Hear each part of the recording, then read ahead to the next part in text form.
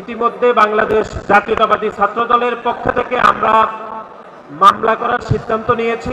এই যে উপস্থিতি ঢাকা কলেজের বিভিন্ন শিক্ষার্থীদের মধ্যে থেকে আমরা মনে করি যে ঢাকা কলেজ ছাত্রদল অত্যন্ত প্রাণবন্ত এবং একটি সুশৃঙ্খল ইউনিট বলে আমরা মনে করি।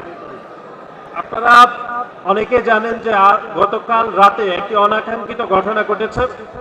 আমরা ঢাকা পলিটেকনিক্যাল ইনস্টিটিউটে বাংলাদেশ জাতীয়তাবাদী ছাত্রদলের বিভিন্ন পর্যায়ের নেতৃবৃন্দের উপর আমরা দেখেছি যে ছাত্র শিবিরের এক ধরনের হামলার ঘটনা ঘটেছে।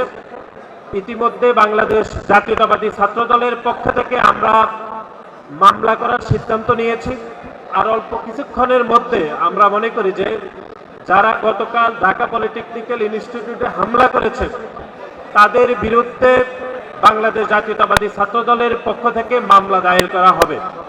কিন্তু আমরা দেখলাম গতকাল হামলার পরে পবিত্র মাহে রমজানের মধ্যেও যে ছাত্র শিবির কিরকম ভাবে মিথ্যা প্রপাগান্ডা করে বাংলাদেশ জাতীয়তাবাদী ছাত্রদলের উপর দোষ চাপানোর এক ধরনের পায়তারা করেছে। এবং আমরা দেখেছি গণমাধ্যমে তারা বলেছে যে ছাত্রদল নাকি ছাত্রলীগ হয়ে ফিরে আসতেছে, তারা গণমাধ্যমে অভিযোগ করেছে।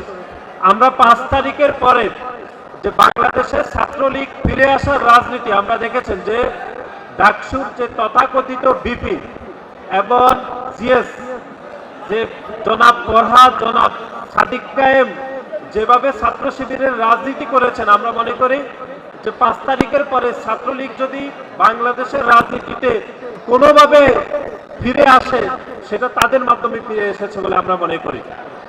সেজন্য বাংলাদেশ জাতীয়তাবাদী ছাত্রদল ঢাকা কলেজের প্রতিটি নেতৃবৃন্দকে আমরা সতর্ক থাকার আহ্বান জানাচ্ছি যে ছাত্র শিবিরের রাজনীতি থেকে তারা যেন সতর্ক থাকে, এই জন্য আমি তাদেরকে আহ্বান জানাচ্ছি।